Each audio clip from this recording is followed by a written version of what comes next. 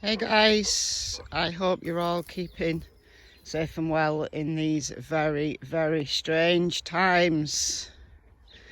So in this video I'm going to discuss a controversial one that's doing the rounds on YouTube at the moment, but also it's hit the mainstream media. This is a vegan channel, but I don't always discuss vegan topics, and I'm not sure my audience always appreciates that. The reason why I'm discussing this is because it has wider implications. I mean, as a case in itself, it's somewhat disturbing, but as a wider thing, it has implications for family vloggers on YouTube, but also this kind of influencer, the rise of the influencer on YouTube. That has affected the vegan community. So let's discuss. I'm recording this on Tuesday morning, the 2nd of June, and as of Sunday, 2 days ago, I'd never heard of the Stauffers family. They were running 3 channels, none of which would have been of interest to me, so yeah, never heard of them. And it was good old drama channel Deaf Noodles that put me onto this. So I've spent the last couple of days on YouTube watching as many different videos and different viewpoints from different types of people as I can before I made a public commentary about it. For example, I've watched videos from people who have special needs children. I've watched a video about the situation from a social worker's perspective. I've watched a podcast interviewing a family psychologist, as well as the more general videos made by members of YouTube, with no kind of specialism, I guess. So just a very quick rundown of this situation. If you were like me 2 days ago, you never heard of the Stauffers family. The Stauffers family, they're American YouTubers stroke influencers. A lot of brand deals, very slick editing by the looks of the thumbnails. It's very much family oriented. Certainly the female of the couple, Micah Stauffer, like like cleaning videos, family videos, that kind of thing. They also had a family channel, which all the videos are now gone. And then Jim Stauffer has a different type of channel which has nearly 1 million subscribers about cars. Micah herself has over 700,000 subscribers. So these people are, I guess, what we would call in these strange times, famous on YouTube. So this is the situation. 3 years ago, almost 3 years ago, they decided to adopt a child who was, I think, 2 or nearly 2 at the time, from China. They already had 3 children. They were already on YouTube, but they documented the entire adoption process. They named the child, they talked about the child as if they knew him, even before they ever met him. Big red flag, according to one social worker that I've watched. Big red flag, right? If you're going to adopt a child, would you talk about that child, name that child, identify that child? Does it matter if they're from China or not? Are there wider ethical implications of this? All of these are question marks, right? I have no answers. I just find it odd. I find it a bit creepy. So they eventually did meet the child in China. They used China as the country of, where they were going to adopt this little guy from, because pretty much every other country that they looked at denied them the chance to adopt a child. They didn't fit the profile of a good adoptive family. As I said, they already had 3 young children. Maybe that's relevant, maybe it isn't. So they filmed the entire process Micah, apparently her YouTube channel blew up during this kind of adoption series, if you will. And then the Gotcha Day video itself, where they actually, you know, started the process of taking this little guy home, got millions of views. I can't check those out for myself because they're now all private videos. So nearly 3 years later, and they made this video, which is the one that hit the mainstream press. And they admitted, after I think a few months of people asking, where is your little guy, where is he? Because pretty much since the day they got him, his Gotcha Day, every move that he made has been documented on YouTube. Yeah, people put their kids on YouTube. There's hundreds, thousands of family vlogger channels out there. And yeah, they're putting together the best 15 or 20 minutes of the day. And they're not filming the kid having a tantrum. They're not filming the kid having a meltdown. They're not filming the kid being potty trained. And the podcast with the psychologist, he said very much the same. Look, we're in an era of social media. You know, what would you do? Would you want to ban every parent from ever posting anything at all about their child on YouTube or on social media? No, you know, you can start to throw the baby out with the bathwater. There are red flags, though, with the Stauffers case that have been picked up and interrogated by the YouTube community. The little guy involved was special needs. He was very disabled. He was non-verbal, severely autistic, and could not communicate. The Stauffers were filming him in the worst of his moments. He was having meltdowns every day. In the Why We Rehomed Our Son video, come on to the term rehoming as well shortly. They said that they were duped by the adoption agency, that they didn't know that their son was so very disabled. Yet it has been pointed out, and clips from her videos have been shown. The receipts are all there on YouTube, even though a lot of the videos are now deleted from the Stauffers channels. The receipts are all there. They'd had independent medical advice before they adopted their little guy, and the medical advice was this kid is more disabled based on his brain scans. He'd had brain scans. He's had a stroke. He had part of his brain, I don't know, missing, I guess. So they were warned that this little kid was potentially very severely disabled, but they claimed they were duped. They claimed they couldn't cope with him anymore. So nearly 3 years after adopting him and making a hell of a lot of money off him, they rehomed him. And some of the channels are saying, you know, they're using this term rehoming or returning, but rehoming. I think the Stauffers use the term rehoming. And some channels have said it's like the rehoming a dog. You know, it's just as easy as rehoming a dog.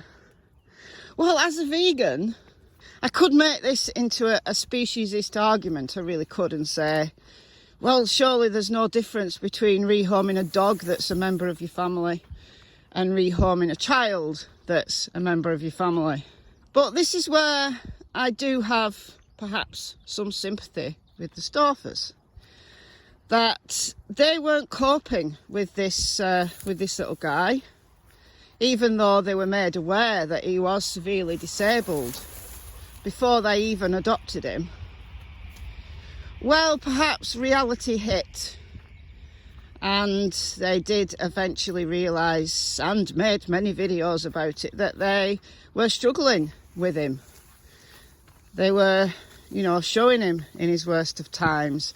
I watched one really disturbing clip from someone who'd found this clip on their channel, and he was having a meltdown about having a haircut, and he was a little kid, a little toddler, really distressed that he'd had a haircut. They'd cut his hair into a kind of a fashionable little kid style, and he was distressed, and they were there with the camera right in his face saying, "Oh, you look cute now, you look cute now," not comforting him that he was distressed.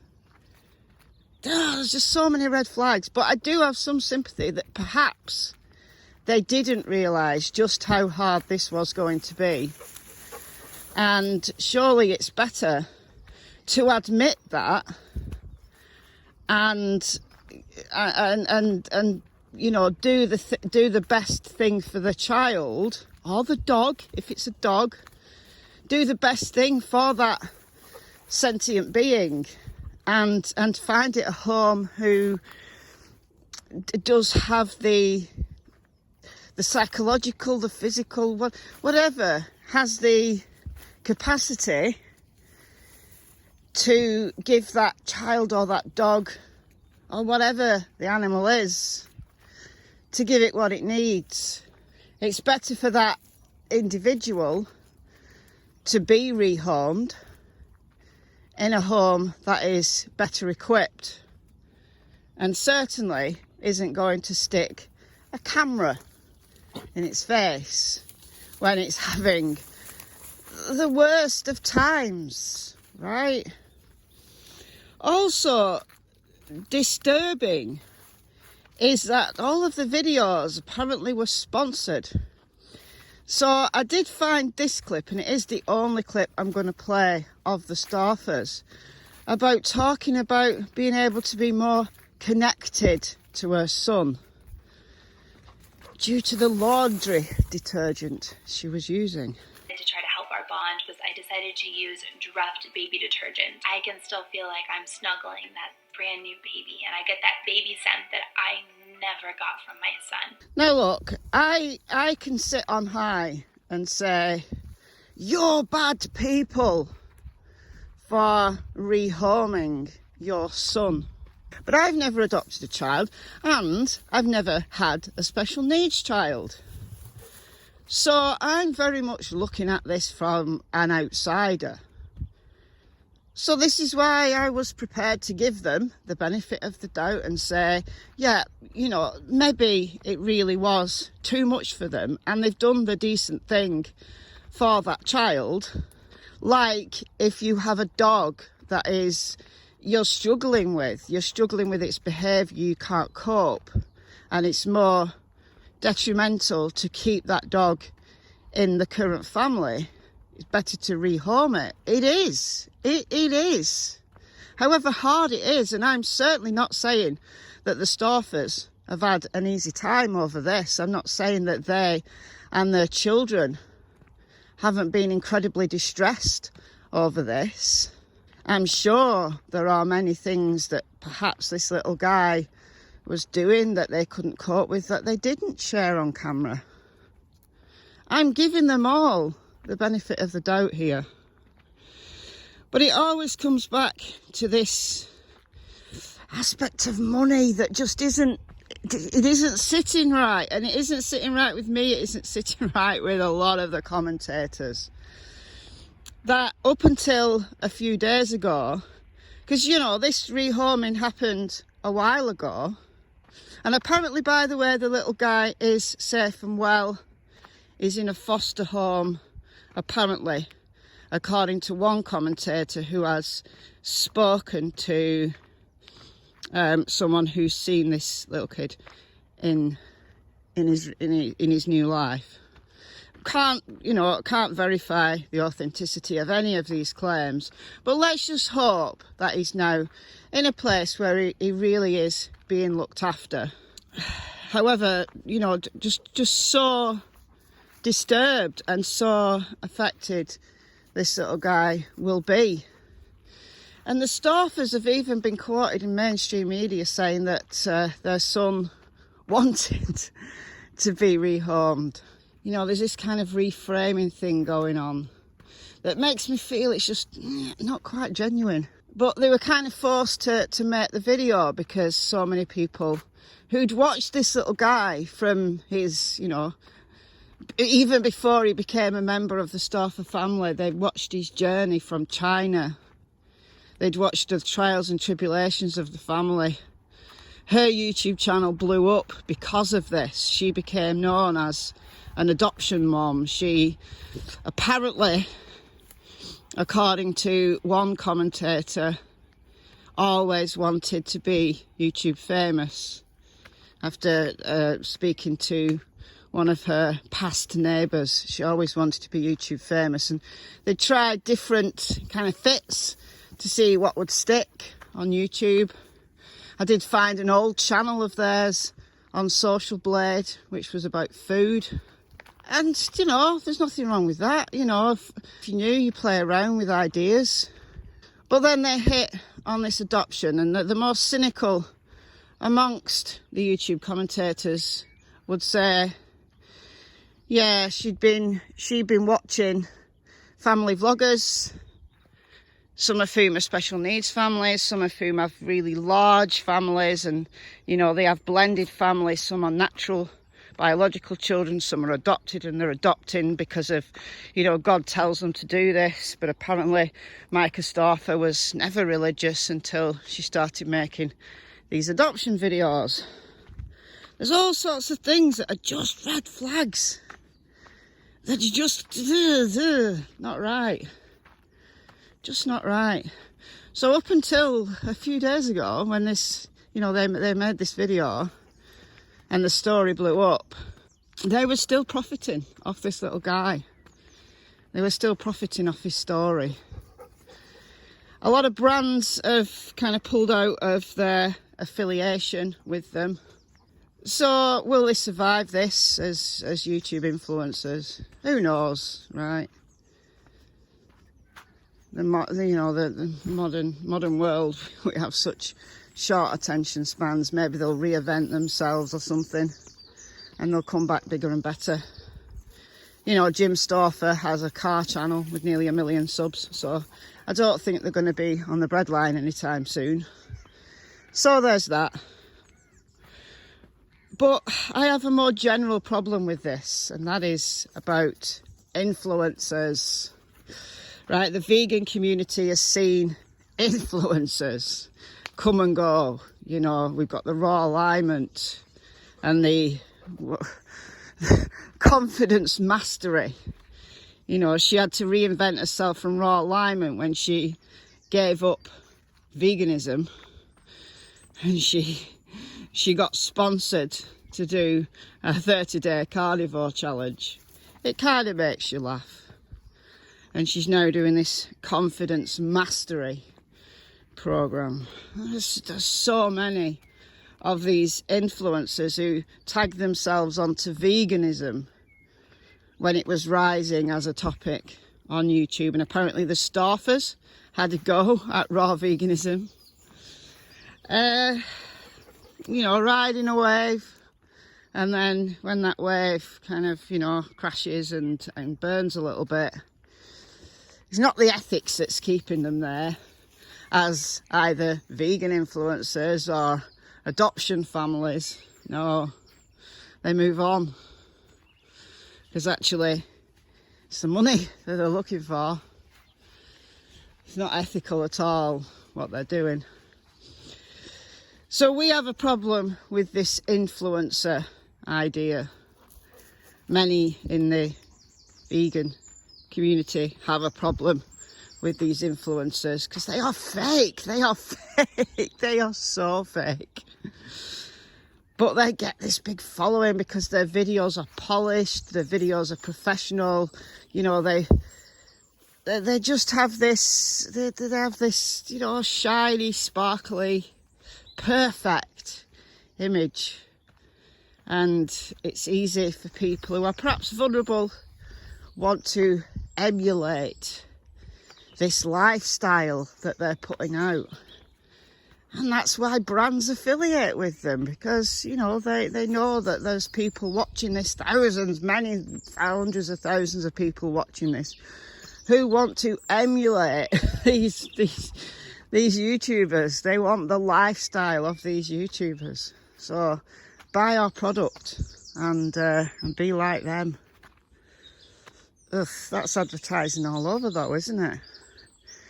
You know, the rise of YouTube and the rise of the YouTube influencer is just another mode, another medium where advertisers can cash in on vulnerable people. So tell me your thoughts. Tell me your thoughts about the Stauffer case. If you're not interested in that, there is general implications for the way YouTube is going, for this influencer phenomenon, for this exploiting your kids phenomenon. And rehoming, what do you feel about rehoming of children? If you have a story to tell, please tell it. Because it's a bit alarming. Anyway guys, thanks for listening, and I'll speak to you soon. Bye bye.